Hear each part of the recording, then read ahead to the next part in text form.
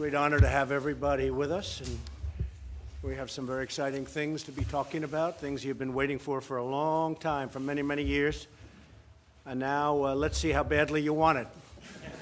Because if you want it badly, you're going to get it, and if you don't want it, that's okay with me too.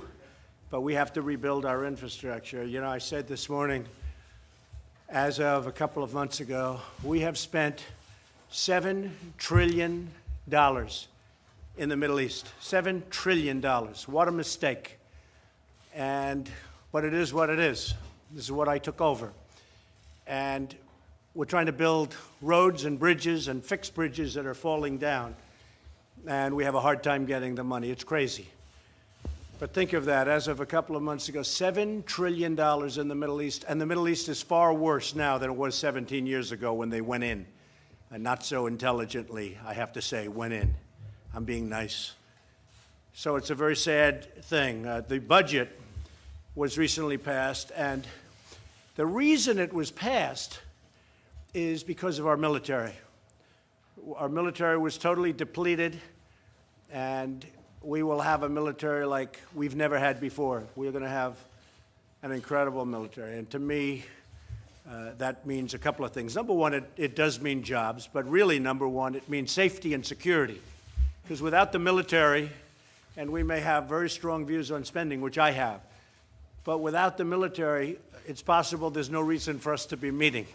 Maybe we wouldn't be here. So we're going to have the strongest military we've ever had by far. We're increasing arsenals of virtually every weapon. We're modernizing and creating a brand new nuclear force, and frankly, we have to do it because others are doing it. If they stop, we'll stop. But they're not stopping, so if they're not going to stop, we're going to be so far ahead of everybody else in nuclear like you've never seen before. And I hope they stop. And if they do, we'll stop in 2 minutes. And frankly, I'd like to get rid of a lot of them. And if they want to do that, we'll go along with them. We won't lead the way, we'll go along with them. But we will have a nuclear force that will be absolutely modernized and brand new. And hopefully we'll never have to use it. And hopefully we can reduce it in the years ahead. And that depends really on what other people are going to be doing. But we will always be number one in that category, certainly as long as I'm president. We're going to be far, far in excess of anybody else. I'm honored to be here with the governors, with county executives and mayors from around the country, Secretary Chao, Secretary Zinke, Secretary Ross, Administrator Pruitt. Thank you for joining us. I greatly appreciate it. We're here today to discuss the critical need to rebuild America's crumbling infrastructure. And one understands, and the people in this room really understand better than most, probably, hopefully better than anybody, that the problem the states have and local leaders have with funding the infrastructure is horrendous. And we will build, we will maintain, and the vast majority of Americans want to see us take care of our infrastructure. Trucking companies are complaining that they used to take trucks from Los Angeles to New York, and there was no damage. Now they bring from Los Angeles to New York, and there's tremendous damage to their trucks because our roads are in bad shape, and we're going to get the roads in great shape. And very important, we're going to make our infrastructure modernized, and we're really way behind schedule. We're way behind other countries. We always led the way for many, many years. Then, a number of decades ago, it slowed down, and over the last 8 years and 15 years, to be honest, it's come to a halt. This morning, I submitted legislative principles to Congress that will spur the biggest and boldest infrastructure investment in American history. The framework will generate an unprecedented $1.5 to $1.7 trillion investment in American infrastructure. We're going to have a lot of public-private, and that way it gets done on time, on budget. It will speed the permit approval process from 10 years to 2 years and maybe even to 1 year.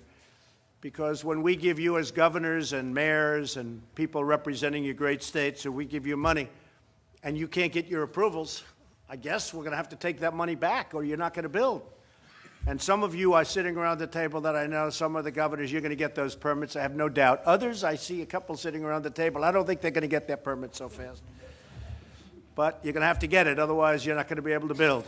because we can't give you money and you're going to take 15 years to get a permit. In one state, it took 17 years for a basic roadway to get a permit, and the cost was many, many, many times what it was supposed to be. And we can't have that. So we want you to get going, and you'll work on the permitting process. And from a federal standpoint, environmentally and everything we have to do, I see Scott is here, we're going to get you permits very quickly. It provides $50 billion for rural infrastructure, who have really been left out. The rural folks have been left out, including broadband internet access, which they don't have, and they want it, and the farmers want it. It will create thousands and thousands of jobs and increase training for our great American workers. And it returns power to the state and local governments who know best what their people need. Washington will no longer be a roadblock to progress. Washington will now be your partner. Will be your partner. A lot of money, up to $1.7 trillion. That's bigger than people thought. And we're going to have a lot of great people working. We're going to also have great companies investing and building, and they'll build for you, because sometimes the states aren't able to do it like we can do it, or like other people can do it, or like I used to do it.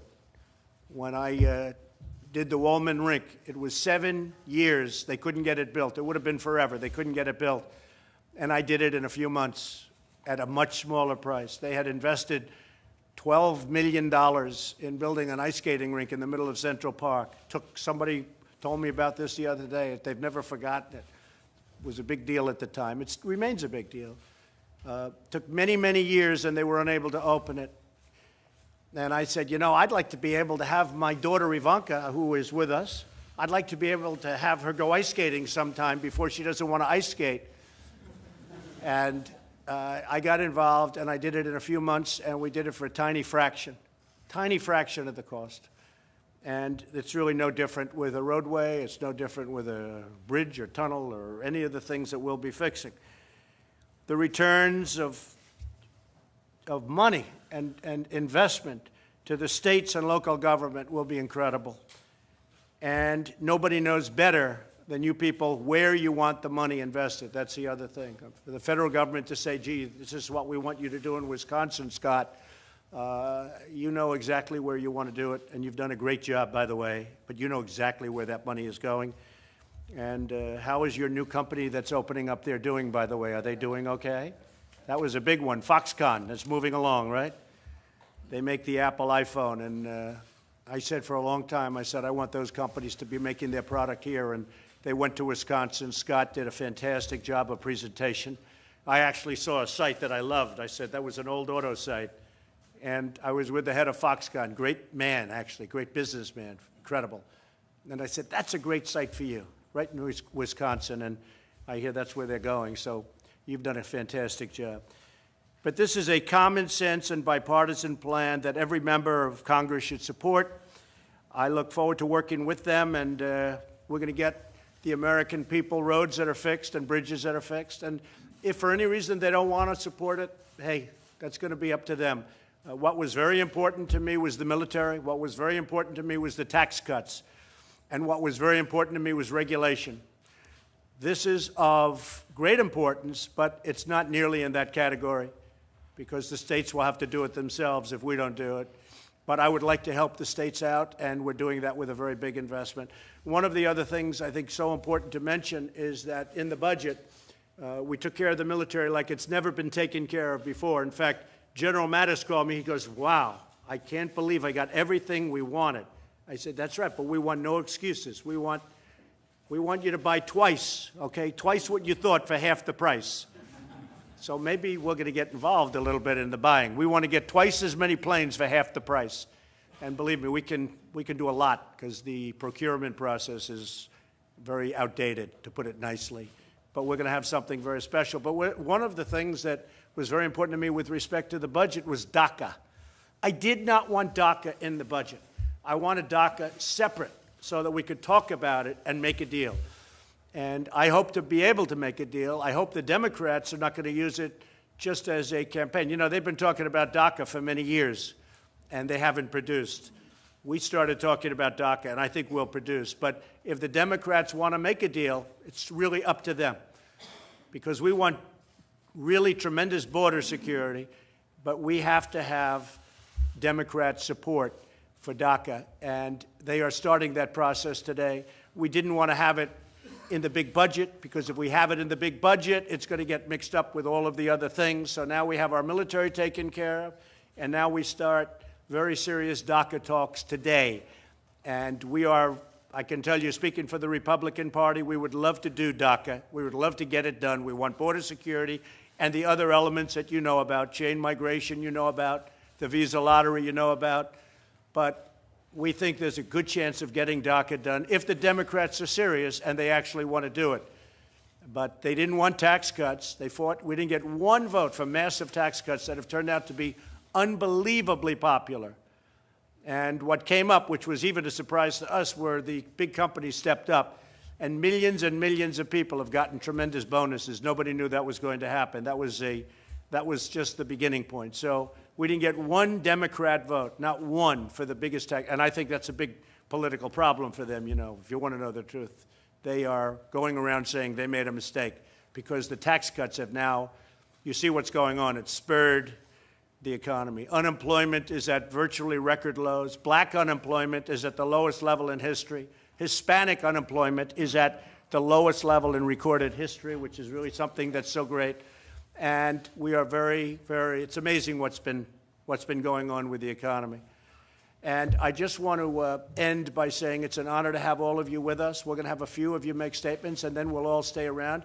If you want, we can leave the press, or we can have the press leave immediately. I'll leave that up to Scott Walker, because you're going to be the first speaker. So, Scott, do you want to say a few words? Sure. And thank you very much, everybody. Thank you. Well, first off, Mr. President, I think on behalf of all of us, all the state and local leaders, both Republican and Democrat alike, thank you to you and your administration for hosting us all today. Before you came in, we were having a good and lively discussion about answering some of the questions many of us had. You alluded to a moment ago, Foxconn, which you were great to help us announce here.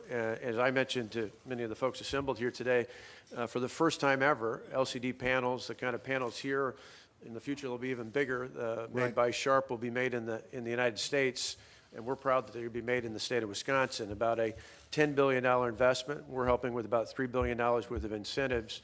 And when we think about infrastructure, it ties into that as it does all over the state of Wisconsin. In the last few years, through this recent budget, we've made about a $24 billion investment in our state into transportation infrastructure. That's about $3 billion more than the previous 8 years. And so we understand what you're trying to do here. But one of those projects that will help there is it's about a $1.5, almost $1.6 billion transportation project, Interstate 94, from the state line through Kenosha, Racine counties, all the way up to our largest county, Milwaukee County. We've completed a good chunk of it. I think 13 of the 19 interchanges have been completed. About half of the miles have been done. But there's one major portion right by where they're going to build this new $10 billion ecosystem that we're still working on. The state, most recently in our budget, put about $250 million on top of all the money that's been spent up until now.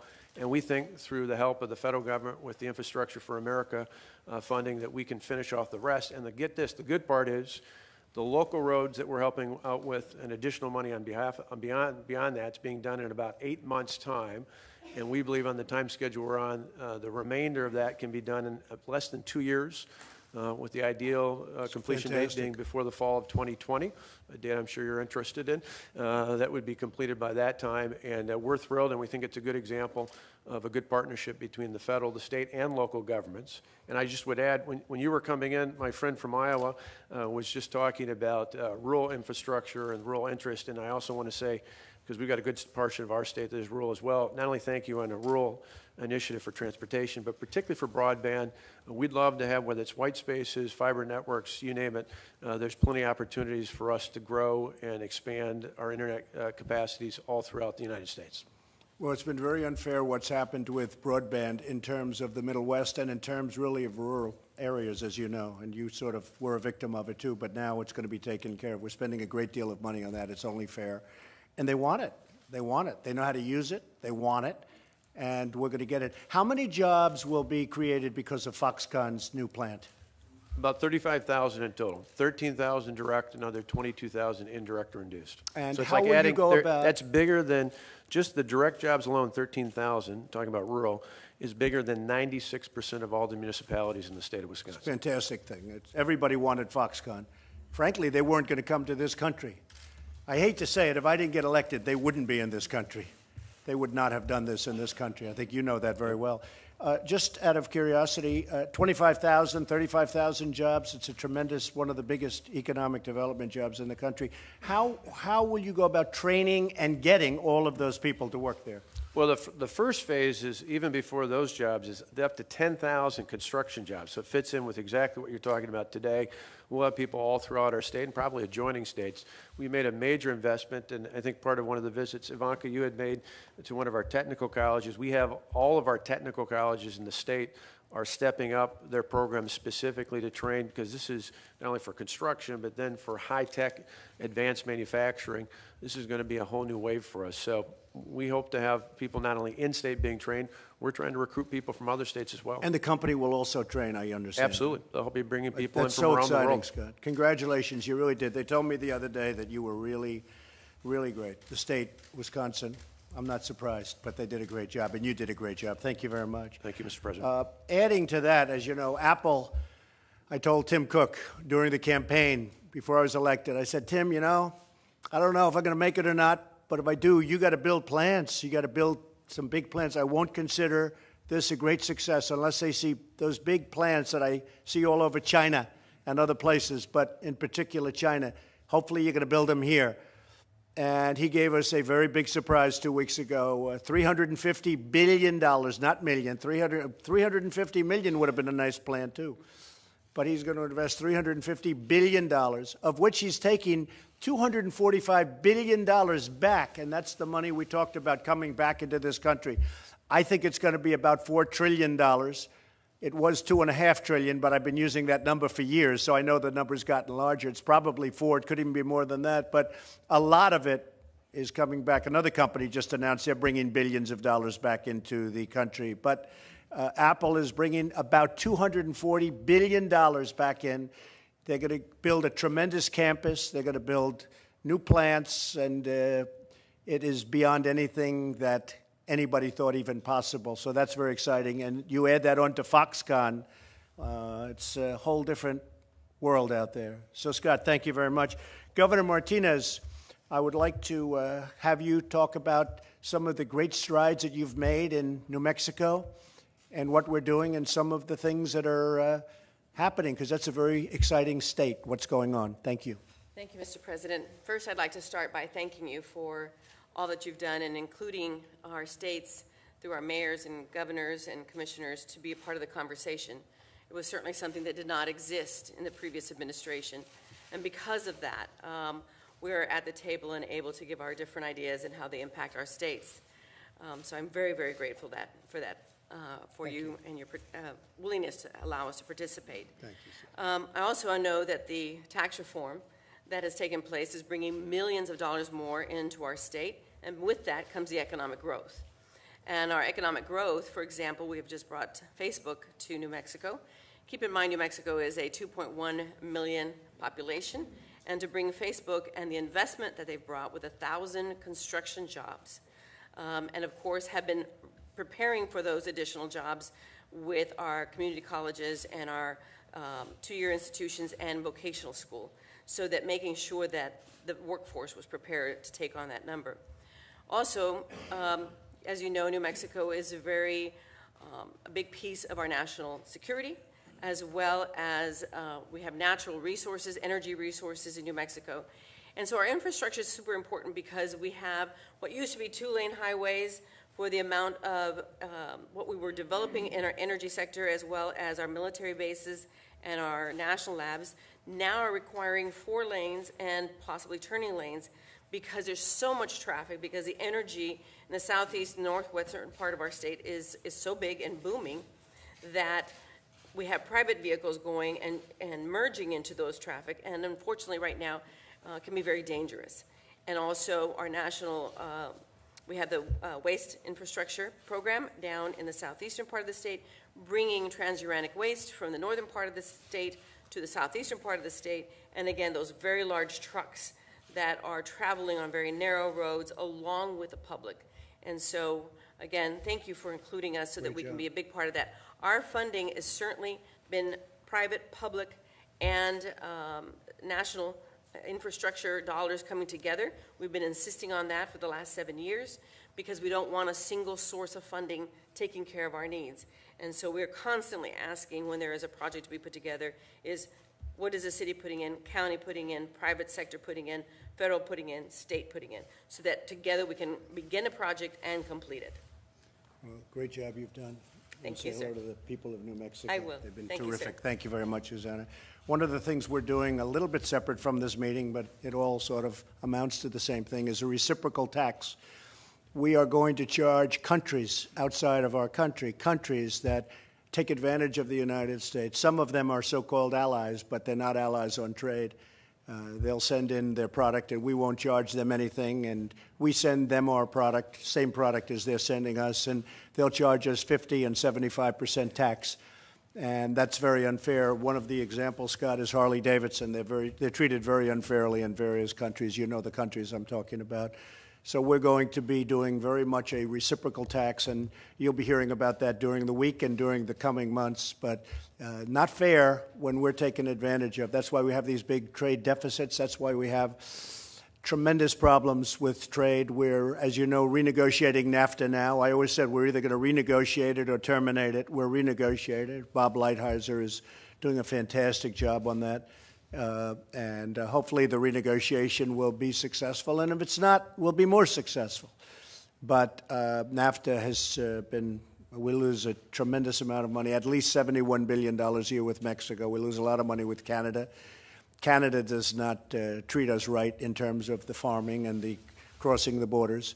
So they'll either treat us right or we'll just have to do business a little bit really differently. We cannot continue to be taken advantage of by other countries. We cannot continue to let people come into our country and rob us blind and charge us tremendous tariffs and taxes, and we charge them nothing. We cannot allow that to happen. We cannot allow it to happen. And we lose vast amounts of money with China and Japan and South Korea and so many other countries. And they understand where I'm coming from. I've talked to all of them, and they understand it. It's a little tough for them because they've gotten away with murder for 25 years. But we're going to be changing policy, and we have an incredible country, but we can't let that happen. And it's really affecting our workers. It's affecting everything. So that's going to be a very big part of what's happening over the next month. Everything's related to this meeting, but I wanted to mention that specifically. I'd like to have County Commissioner Bovo of Miami-Dade say a few words, and a lot of progress being made there also. President, and you would appreciate knowing Miami-Dade the way you do, the gridlock that we are experiencing. Gridlock could be one of the biggest attractors to economic investment. Miami-Dade County has embarked in its Miami Smart Plan. That's hashtag Miami Smart Plans for those that follow. We're trying to be very aggressive. We've not only decided to put skin in the game, we levy a half penny. We've also created TIF legislation that allows us to create transit-oriented development, address the workforce housing issues. It addresses resiliency issues. Our biggest concern, Mr. President, quite honestly, is that the environmental regulatory process really delays our ability to deliver projects. And I'll tell you what I consider a horror story. Many of the corridors that we are examining now that we'd like to develop transit, expand our transit system, have been studied since 1970. That's right. Mr. President, I was in elementary school at the time that this was being talked about in my county. We have grave concern, and I represent an area full of laborers, and I wonder at times, what does the gridlock do to them? That construction man, that plumber, that carpenter who loses jobs because he can't get to all 5 appointments, he only gets to 3, and those other 2 go to somebody else. So well, we're going to get you the federal permits, okay? And we're going to get you the environmental and the transportation permits. We'll get them for you so fast, your head will spin. The question is, are you going to be able to get the local permits? Because that's going to be up to you. Mr. President, our Board of County Commission, our mayor, our governor in the state of Florida, and every elected official has now bought into the fact that we cannot allow projects to be delayed 4 or 5 years. I said this earlier when we were meeting here as a group privately. It seems to me that the pyramids in Egypt were built faster than some of the projects that we're contemplating. And No, that's you wait really 25 years in some. We have projects on the books at 25 years. Look at the pipelines, how long they would have been. I approved them in the first week, and they're now being built. I guess you have one situation that's going to be solved very soon, but they're very, 48,000 jobs, the 2 big pipelines. They were dead. They were going to be dead for years. They were probably never going to happen. And environmentally, it's better. To have it underground is better than using trains and using trucks all over the place. So it's, we could do it. But they have people waiting for 25 years for permits. And by the way, 25 years and 100 times the original cost, if you think about it. So we're going to get you the federal permits. We're going to get you the environmental permits that you need on a federal basis. It's very important that the local communities like Miami-Dade and I know Miami-Dade very well, and it's great. These are great people, but you're right, it's very tied up. You'll be able to produce them locally. And if you can't, then the money goes to somebody else. Because if you can't get your permit, you have a certain area. I know Phil Bryant is going to get all of his permits. I have no doubt about that, right? You will have no problem, I know that. But if you can't get your permits and you can't get them quickly, the money's going to go to somebody else because we're not going to sit around for 8 years because you're having a local dispute. So I think that's good. I think that's a good incentive. Mr. President, today is my daughter's birthday, and this is serious enough that I'm here today to make sure that we get our end done. I'll be home in time. I think you're going to to, I know you're going to get it done. Yeah, thank you. Okay, good. Thank you very much. Phil, do you have anything to say? Absolutely, Mr. President. Thank you. And you're sitting next to my favorite mayor, George Flaggs, in Vicksburg, Mississippi. So I better talk about his intermodal port. Because about 30 miles away, Continental Tire is building one of, if not the most advanced plant in the United States. It was the plant of the year in the Southeast. We won a gold shovel. I could tell you more about that. 2,500 employees are going to be there. So ports are critically important. 155 miles away from Jackson, our port of Gulfport was totally destroyed by Katrina. In August 2005, 28-foot surge completely destroyed the port. We are rebuilding it now. We've got $300 million. HUD has been kind enough to allow us to put $300 million into it. It is a remarkable, vibrant plant now, but we've got to have that Highway 49, which is unfortunately a farm road. It is a narrow, dangerous road with 59 red lights between Jackson and the most dynamic port, I believe, in the Gulf. And so we're going to widen that, make it a great, big, beautiful highway so people can get their goods and services to the port of the future. We've got a $3.4 billion energy project planned in the future for that port.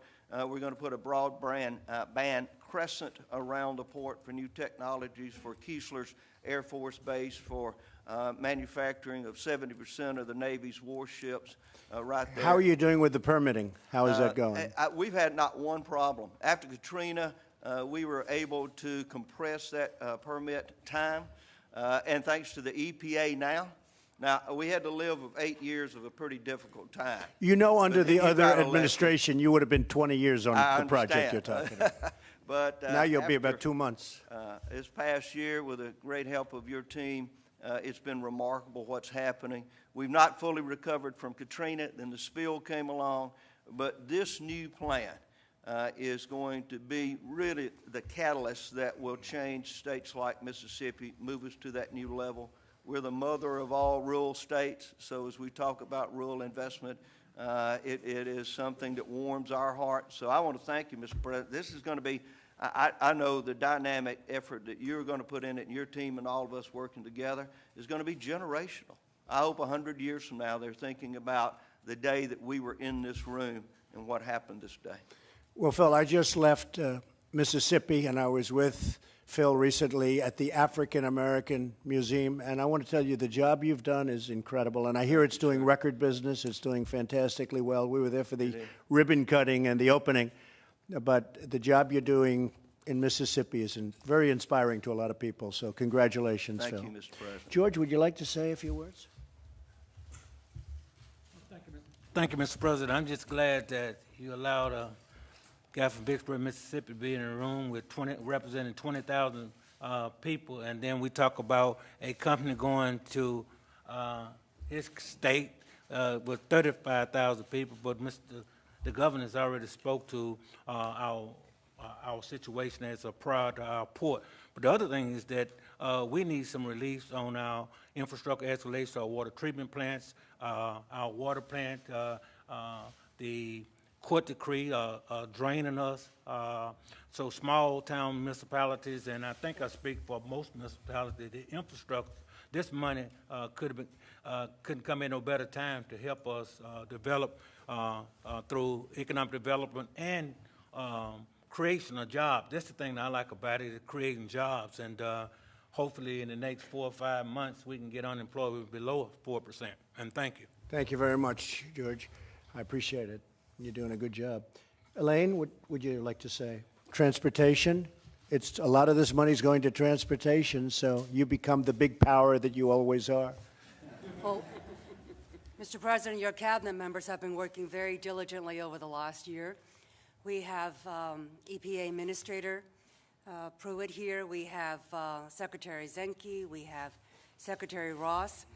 And we have a plan that will fix the crumbling infrastructure, and we look forward to getting to work. Thank you, Elaine. And Scott Pruitt, could you talk about the environment and how we maintain a perfect, clean, better than ever environment at the same time go quickly? Mr. President, as the mayor just said from Vicksburg, you said Washington will now be a partner, and I think he hit on an area that's very important. That's water infrastructure. When you think about safe drinking water in this country, small towns, counties across this country need investment with respect to their water treatment facilities, and this is a major part of the package. I want to echo what Governor Bryant said earlier. We are looking at permitting at the EPA by the end of 2018 that we will process every permit, up or down, within 6 months. And that, combined with the changes we're making with this legislation to have an outside time period of 2 years, is radically going to transform how we see investment through this package. So your leadership has been extraordinary, Mr. President, and the Cabinet's worked very well putting this package together. Well, thank you very much. And I know that when we're finished with this meeting, probably you won't see it for some reason. You'll see all about DACA. They'll be talking about my remarks on DACA, which lasted for about 10 seconds, but we're very serious about DACA. But you'll be hearing about DACA, but this is so important for what we're doing. Gary Cohn, what would you like to say, Gary? Look, Mr. President, as we talked before you got here, this has been a big team effort for the last year. Your cabinet and the White House has been working on putting together a plan. We've worked with many of the mayors, commissioners, governors in the room, many of the legislators. We think we have a very robust plan that can get everything you want, the over $1.5 trillion investment, shorten the approval process to less than 2 years. We're very excited to have you launch it here today, and we're excited to get to work on it, as Secretary Chao said. Good. And Ralph Northam, congratulations on your victory. Your opponent was not a Trump person, I have to be honest with you. If he was, he would have done much better. Doesn't mean you wouldn't have won, but he would have done much better. But he was not a Trump person. But I would like to congratulate you. And what would you like to say about infrastructure? Well, thank you, Mr. President, Thank you. for being in this meeting. And obviously, infrastructure is so important. I'd like to start by thanking you for what you're doing with our military. As you know, we build the finest warships and submarines right there in Newport News, and we have the largest naval base right there in Norfolk. And infrastructure is so important to us. I think you mentioned rural Virginia or rural America. Obviously, broadband is very, very important to us. And, Mr. President, what I would like all of your help with, our port of Virginia.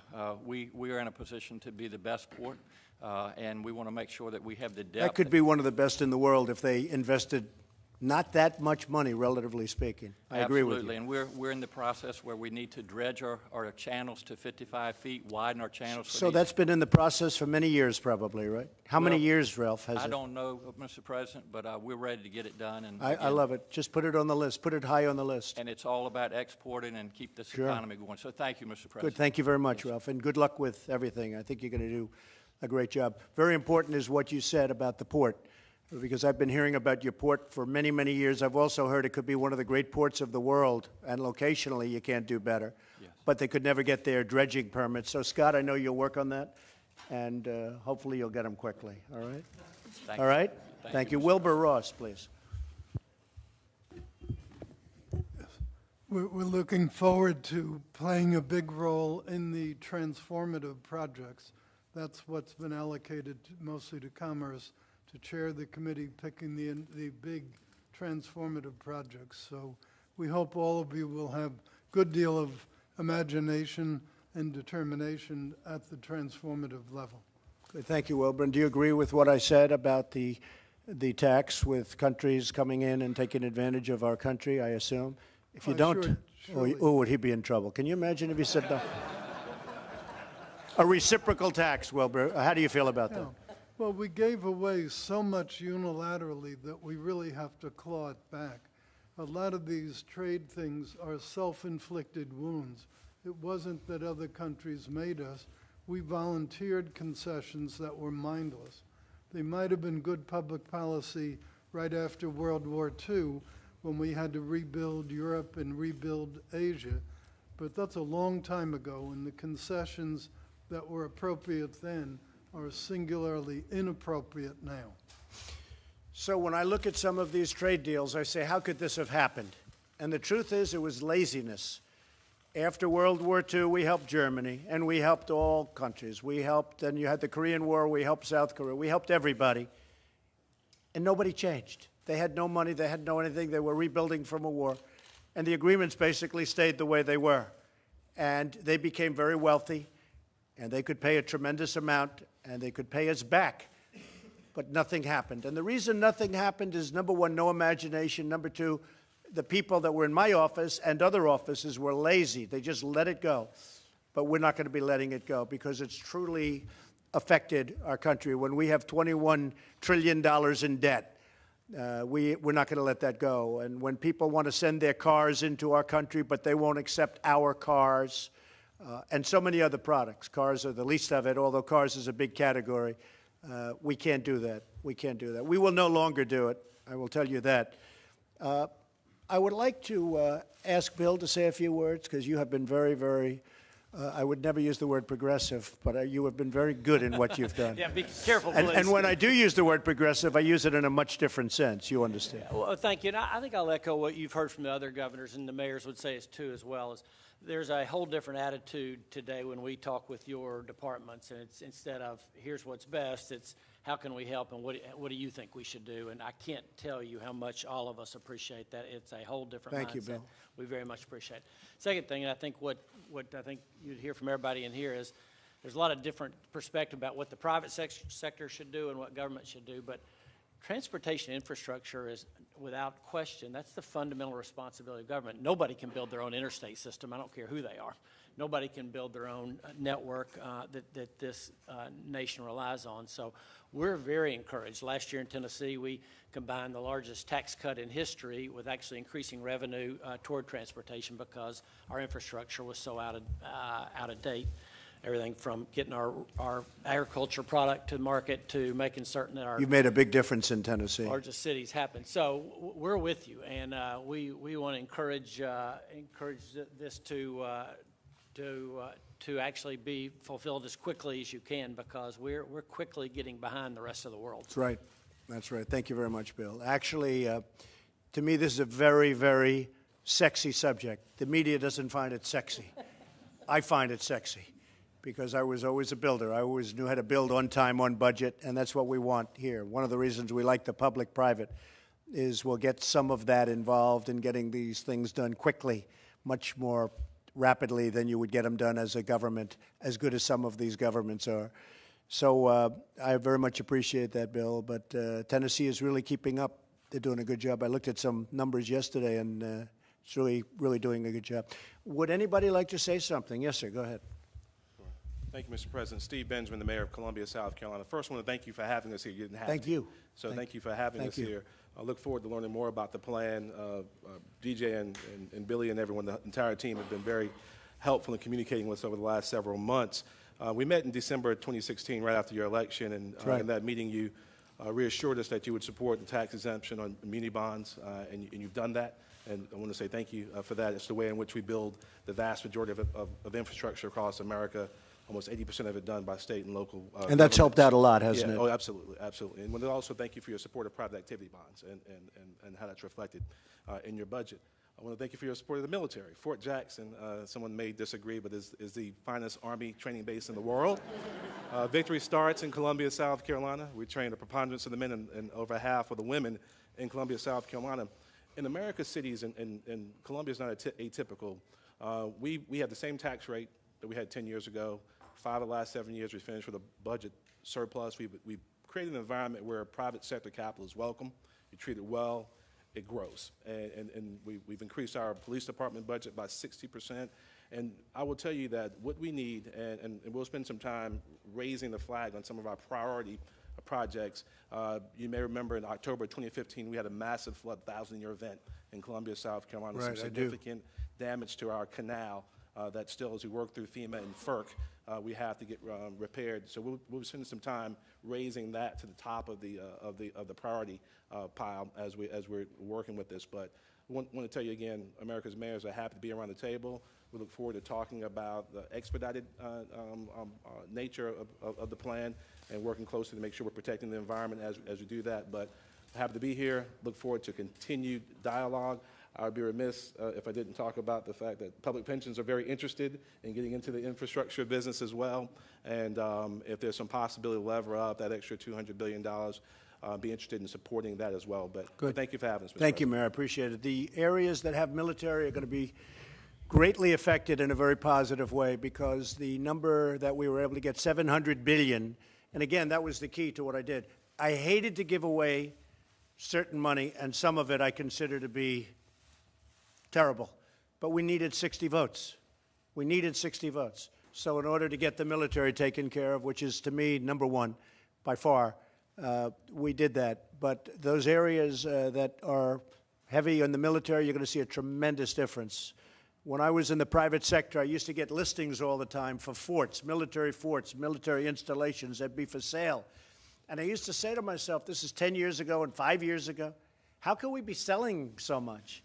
Well, now I'll bet they wished they didn't sell some of them. You know, they would sell them as surplus. And I used to say, how many do we have? Because you get a lot of listings. But they closed a lot, but we're going to be expanding ones that we have. And those areas, the towns and cities and states, they're really going to be a tremendous impact. And, you know, one of the other things is jobs. We're going to be building this equipment. We don't go out to other countries to build our military equipment. And when we have allies, especially people that we help or we give aid to, which we're going to have to start looking at also, but they go out and order military equipment from other countries, I say, no, you're not. If you're not going to order it from us, you're not getting any aid. And that's why a lot of the defense companies and jobs, again, it's all jobs, but they're very happy because, I mean, we were giving out money and they'd buy helicopters from different countries. I don't want to say which country, specifically one. I say, so we're giving you money to buy military equipment, and you're buying military equipment in another country. How does that work? And I remember the president of a country laughed when I said it. He said, finally, somebody gets it. And they were actually restricted from buying from us. So we could give them money, but they were restricted for human rights issues and other issues. So a lot of things are changing, and they're changing very fast. Yes, sir. Mr. President, I'm Rob Lockery, Chairman of the County Commissioners in Bucks County, Pennsylvania. I know you know where Bucks County is for everyone. Yeah, for everyone. Right. Coming off a big Super Bowl win, and we won the Super Bowl with the Philly Special, right? So Nick Foles and Doug Peterson, and I have a Philly Special for you when it comes to transportation projects. And I know everyone's aware of I-95 and the Turnpike, and one of the biggest missing links in that interstate highway has been the connection of the Turnpike and I-95. And after literally 40 years of planning and approvals and permitting, they're finally making the connection. And there's a picture on these slides up here. But the problem is they're making a connection only on 2 of the 8 ramps. So if you're going north on 95, you can go east. I know where those connections are. Yeah. So you want additional we want the other connection? 6, and all the permitting's done, all the environmental reviews That sounds done. good. You jumped to the head of the line. We got a $500 million project. We have the notes. It's how on much? about $515 million. All right, get the price down a little bit. Get it down. So we can do that. We can do that. Sounds like a lot of money for connections, right? So What do you I think, Phil? You could do it for $550. We'll get, we're ready to Contractors up go. there. Then Good. just the last thing I want to say about the permitting, I think is so important. You know, in Bucks County, we have 115 bridges, small country bridges. Right. And we closed one 7 years ago, which is not far from my house. And it used to be the way I was my quick shortcut to my daughter's soccer field practices. So my oldest daughter's finished middle school, finished high school. She's graduating this year and going to United States Naval Academy. But she's finished both of those things, and we haven't even started work on the bridge that Were you going to closed build a 7 new years ago. bridge or renovate that We bridge? were going to replace the bridge, but because of the historical process and the reviews and the consulting processes and going through Section 106. Is it permitted? It's not. We can't get the Well, final. then you're not gonna No, get a I'm just saying- bridge. But I'm saying the permitting process that you're talking about, truncating that to Yeah, 2 well, we're years going to, is yeah, we're important. going to do it. I mean, look, you've been doing this for years, as you say, and it's been a pretty unpleasant process, but we're going to do it quickly. Now, the historical, if it's local historical, you're going to have to take care of that yourself, you We know know, that. but that, just the point I'd love being to that get it done for permitting- you. That's the kind of thing we want to get done. Yeah, thank We you. have a lot of bridges, amazingly a high number of bridges that are considered unsafe, and yet they're being used. And I don't want to see tragedies. I don't want to see it happen. They need paint. They need some fixing. Not even a lot of money. They have to be fixed, or they're going to go down. And those are the things. Safety first. But you want to resurface your roads. I like fixing rather than building new. I've seen so many roads where they rip out a road, a highway. I can tell you 78 in New Jersey. They ripped it out, and it went on for years. Just ripped the hell out of it. And then they started building a new road in exactly the same location because they wanted the surface to be a little bit higher. They could have stripped the asphalt and put beautiful new asphalt. And then after they built it, it started to settle all over the place. Whereas before, it was there for 100 years. It didn't, it settled. So you didn't have the problem. And I would rather see resurfacing. I would rather see, till we get ourselves right before we start doing the big new projects, I would like to fix what we have through resurfacing and other things like the bridges. Fix them. A lot less expensive. And in the end, it's probably better. And then we start the new projects, maybe with another fund, but we start the new project. And maybe with this one. But I really would like to see proper resurfacing, new medians. I would really like to see a competitor to the one that makes the grates that are always, the guardrails. I talk about them all the time. Whoever represents that company, I think he's the greatest salesman on earth. Because they put this stuff in, and within 2 weeks, it's all bent and corroded, and it's terrible. I want the salesman that represents that company to represent the United States of America, because that guy does some job. I wish they could come up with an alternative to it looks like aluminum or probably cheap steel, but when it gets hot, it bends. When it gets cold, it bends. And when somebody hits it, it's a mess. And we put it in, and within a year, it looks terrible. And I never understood why they didn't come up with a better system. So those are the kind of things that I'd like you to look at. And you can come up with a better system, probably for less money. But somebody should come up with a better system than that. So thank you very much. Work on the bridge. Thank you, Mr. Gary, what would you like to say?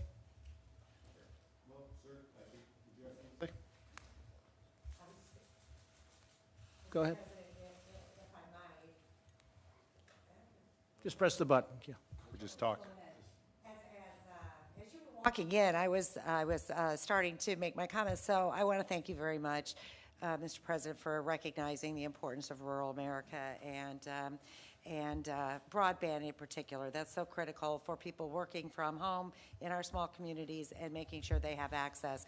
Additionally, the workforce is so important. We have 2.7% unemployment in the state of Iowa, Great. a historic Great. low, and Yeah. we need everybody to have the best skills they can possibly have. So up-training our workforce is going to be a big piece of it. But one of the things I heard the ports mention, and I would like to add that the locks and dams are really important. Modernization of the locks and dams on the Right. Mississippi are really critical to the Midwest and moving our right. agricultural products around. We have that planned, actually, as you know. And we really appreciate Right. that, so that's critical.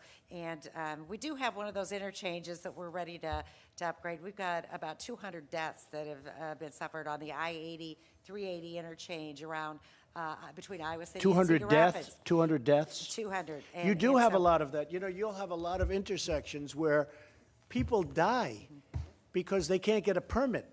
and it's just crazy. And I'd like you to make that first priority. You have, like you say, there's one particular, and I heard about it in Iowa. Yep, right. It's a particularly dangerous intersection, and there's accidents all the time, and with a slight difference in design, and you could get that permit very easily. We have to get it done. So I'd love that to be a priority, if that's possible. Thank you. We appreciate it. And flood mitigation is a big deal in Iowa, too. Cedar Rapids had a terrible flood. They've got a wonderful project. They've have a lot of private dollars ready to be invested and being invested. And so our new mayor of Cedar Rapids is here with us today. Good, But that's I know right. that's priority for him. Thank you, Mr. President. Thank you, Linda. So, Thank you very much. Mr. Yes, sir, go President, ahead. on behalf of everyone here, obviously you've taken an enormous interest in infrastructure. You've been on us since day one to make sure we delivered a great plan. I think we've got a great plan. I think everyone around the table can see how much interest you have. You've delivered your plan to Congress this morning. They're going to be digesting it. It will not come as anything new to them. Your team has been working with both the Senate and the House for the last month or two, so they know exactly what's coming. So we're off to a great start here. Thank you very much for all your time and effort this morning here. I think Thank you. everyone's Thank you very appreciated much. Appreciate it. Thank you. I would like to add one further thing. I think it's very important that you go back and you speak to your congressmen, your senators, and the people that represent you to get the push that you're going to need to get this done, because they are working on a lot of things right now, in all fairness to them. So this is one you're going to have to get a little push, and I think everybody in this room wants this very much, and I want it very much, but you're going to have to call your senator and your congressman and woman to get it done. And it's something that can happen. We'll get approval. We'll create a lot of jobs, and we'll have a great infrastructure in our country once again. Thank you all very much. I appreciate it.